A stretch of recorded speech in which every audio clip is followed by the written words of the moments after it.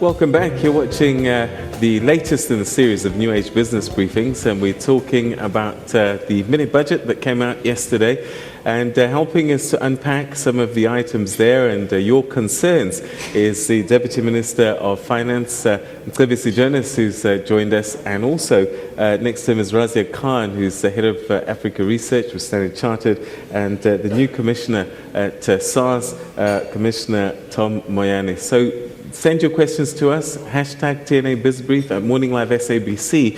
But we also have an audience here that's been writing questions, and we go straight to them now. I'm going to take 3 in a row, and we'll start at table 18 with Crispian Son.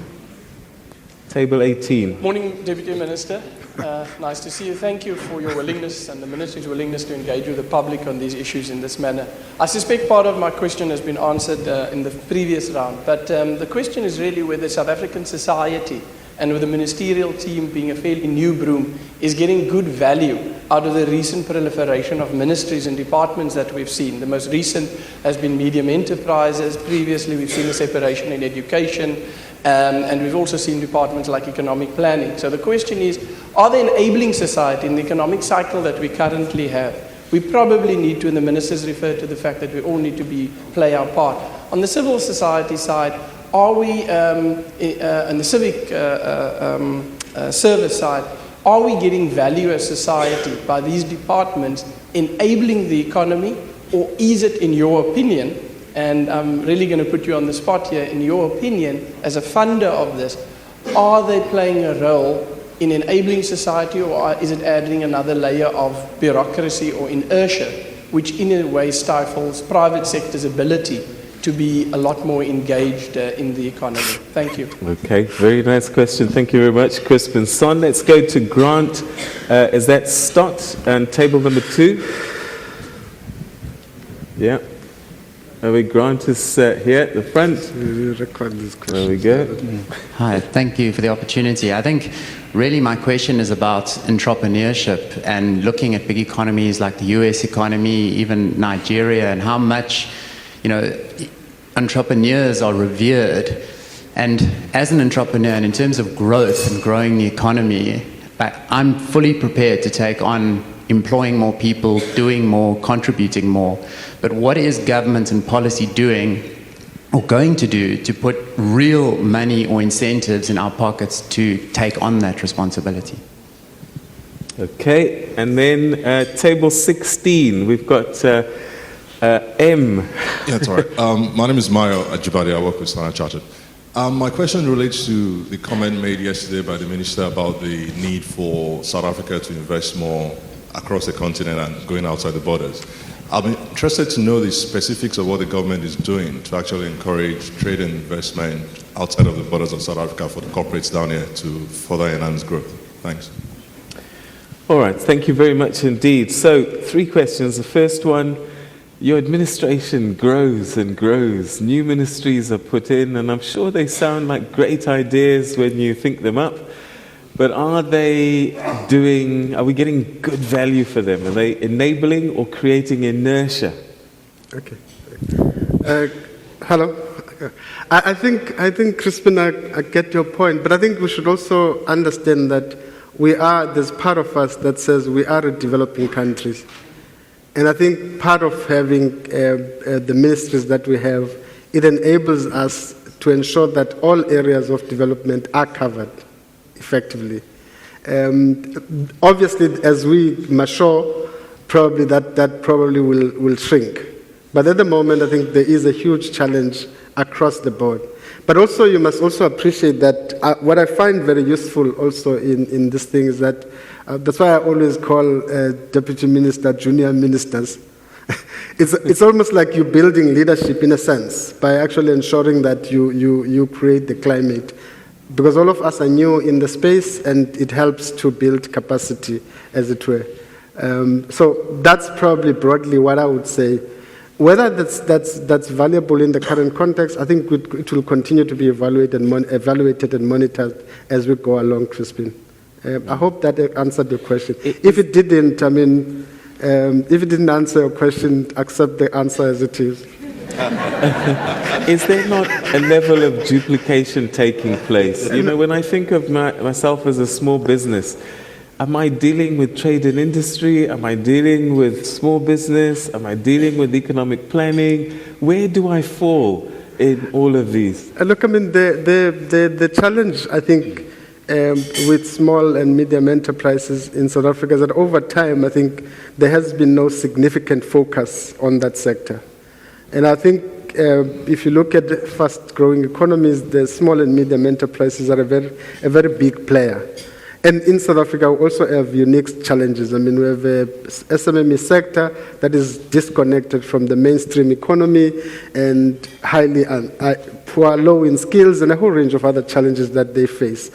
Difficult to access finance, etc. So the idea of creating that new ministry was to ensure that as a country, we increase our focus on small and medium enterprise development, but also we ensure that we sharpen our instruments to support the sector in enterprise development, in finance, and on a whole range of access to markets, etc., etc. So that's the logic of doing it. You would note that you're not talking about a huge department, quite frankly, because its role, amongst others, is a facilitatory role. It links the small and medium enterprises with different areas of support and financing. All right, Razi, I'm going to ask you to comment as well on this second one. Entrepreneurship. Grant wants to, desperately, but he needs you to give him some real cash to do this. What are your plans? How are you going to help him? And Razi, I want you to be thinking about what you've seen in other parts of the continent where this kind of question has been answered. Well, Grant, can I just say that I think education is one part that is crucial in growing and promoting entrepreneurship in any society. And I think that's something that we must continue to strengthen from basic education and across the board. But the second part, I think, if you look at our institutions that support small and medium enterprises, we've made, and I think it's made very boldly also in the NDP, that there has been a major weakness in terms of impact that we have been having. Quite frankly, government has spent a lot of resources around supporting small and medium enterprises. With a lot of resources were spent on promoting entrepreneurship. The impact doesn't correlate with the volumes of time and resources spent on that. And there's a process going on in government now to review the whole system and strategy for supporting small and medium enterprises to make linked to a promotion of entrepreneurship within our society. So out of that process, hopefully, some answers will come for you, Grant. I do not have a checkbook for you.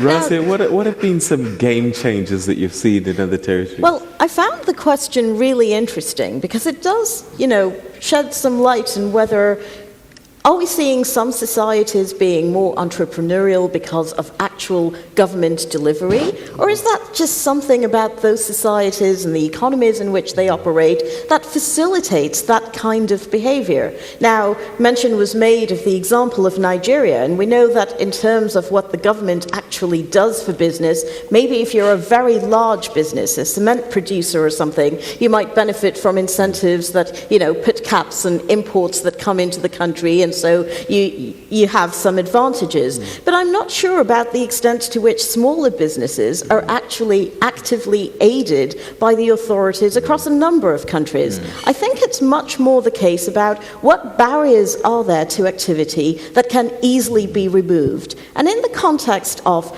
fiscal consolidation, a deficit that has to be reduced over time, monetary policy tightening, this is where those level of reforms become very important because it costs almost nothing to cut the red tape, to make it easier for businesses to operate, and hopefully if you see that as what an economist would call a positive supply side shock, suddenly you see so much more activity because it's just easier to do what's needed. I think that's much more likely to be sustainable and to deliver results over the longer term. Commissioner, talking about red tape, what do you see yourself doing to make it easier for us, to comply? Because I think we do want to comply, but sometimes the effort is so great that I just think, oh gosh, I've got to go down to SARS and I have to fill in this form, fill in that form, etc., etc., particularly for small businesses that don't want to fill in 100 forms. Are there ideas that you have perhaps to re-engineer that process going forward? Indeed, we have, as SARS, moved into a high trajectory to make payment of tax easier, to make it more efficient, and also friendly for both the private sector, individuals, and small business. For example, we have e-filing, which you can do at your own house, at a remote level, but we also have what you call mobile tax units, which go to areas wherein our offices are not accessible, so that we create an environment of service delivery. But most importantly, we are working on a system wherein we'll have the tax processes becoming much easier.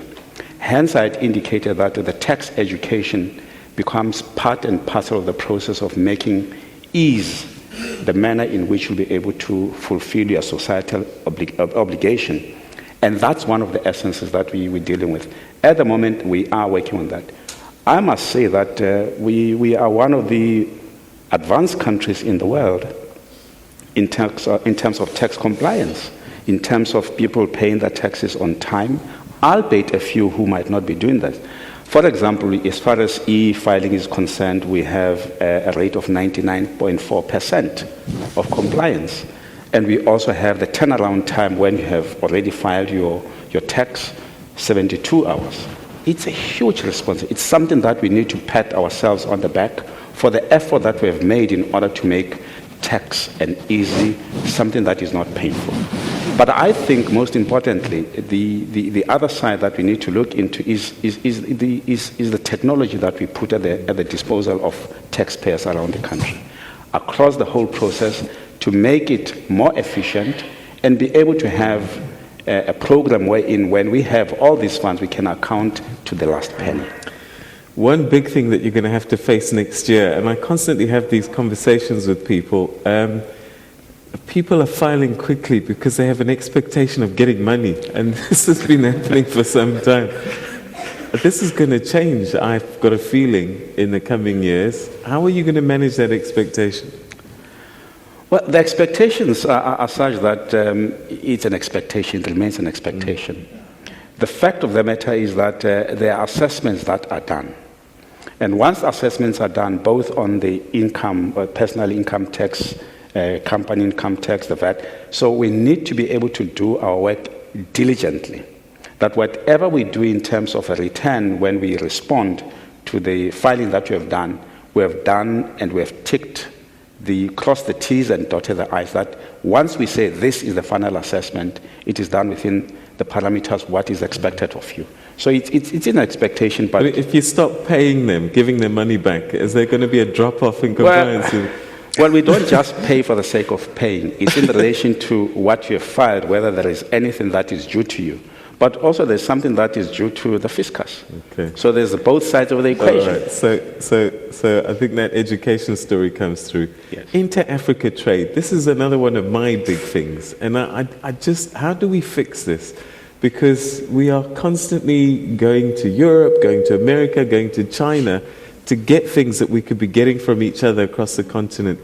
What needs to change, Deputy Minister? Can I also start off by just saying that if you look at what has been happening in the last 5 years or so, there has been a significant increase in intra-African trade. Actually, you see more South African companies operating in different parts of Africa than you've ever imagined before. So there is growth already. And it's important that we make that point. Are we importing from these countries, though? That has to be dealt with, of course. I mean, that has to be dealt with in a very significant way. There are a number of discussions going on. I mean, some of those discussions relate to how do we improve the logistics infrastructure in Africa, and what contributions South Africa should make in ensuring that we build solid logistic infrastructure, logistic networks in Africa. There's a talk around building different logistic platforms in different countries, and that strengthen our trade relations with those countries. There's also a big discussion going on amongst between South Africa and a number of these countries around supporting industrialization in many of the African countries, so that we have, in a sense, some kind of a perspective of a regional industrial strategy that seeks to look at what are the inherent competitive advantages in particular areas which we don't have. I mean, whether Zimbabwe should continue to send raw tobacco to South Africa or to other parts of the world, or whether you should actually aid them in ensuring that there's a bit of value addition that happens in Zimbabwe, and what is our role in that. We are already funding a lot of major projects, infrastructure projects, through a number of instruments. I mean, on the one side, you have some of the investment funds and pension funds, like the government-owned one, the PIC, and a number of them. They are already funding significant infrastructure. IDC is funding a number of projects in Zimbabwe to try to actually boost and ESCOM, despite all the weaknesses that have been said here, they are a big player in some of these countries. In Zimbabwe, they are strengthening Zimbabwe's generation capacity, and we've got a huge INGA project also on the line, which seeks to ensure that we use the potential hydro capacity that's probably amongst the biggest in the world. And so there's work going on, there's dialogue going on, etc. It has its own challenges and risks, obviously. I mean, because I mean, you also have the danger that you're perceived differently as a big brother, when in fact you are supposed to be a partner. So Razia, what is it that ECOWAS and the East African community are doing? Because I do get a sense that there's a real integration that's taking place in those regions that perhaps we could be learning. SADC, maybe? I don't know your thoughts. The history of SADC, of course, is very different. SADC was formed initially during the days of apartheid, when everyone was trying to lessen their dependence on South Africa. It's been somewhat easier to achieve the trade integration somewhere like East Africa, or even within the ECOWAS region, simply because it was about dismantling barriers that already existed. And there wasn't this perception that there's this big dominant economy that's going to have all the advantages. Having said that, though, let's look at the kind of trade that Africa does with China. There isn't there a perception that, oh, maybe we shouldn't be trading with China. They're a very big, very powerful economy, and they're really dominating us. We don't tend to see that a lot. Maybe perceptions that more could be done in terms of making that more two-way. Africa does have a very substantial surplus with China, but Africa would also like to see that, many countries would like to see that they can export manufactured goods. With South Africa, I think the trade with Africa is really the easy part. It's the relatively easy win. The bigger issue is this an externally focused economy? And that, I think, applies to all trading partners. Are South African companies, not just the big exporters, but across the board, are they really thinking beyond the domestic market? That is probably something that needs to be changed. It could be actively facilitated, and then we might see a better trade balance for the South African economy. All right, okay, on that note, we'll take another quick break, and after that, we'll get questions from you at home and also from our floor here. So stay with us as we start getting into the last sort of 15 or so minutes of this conversation.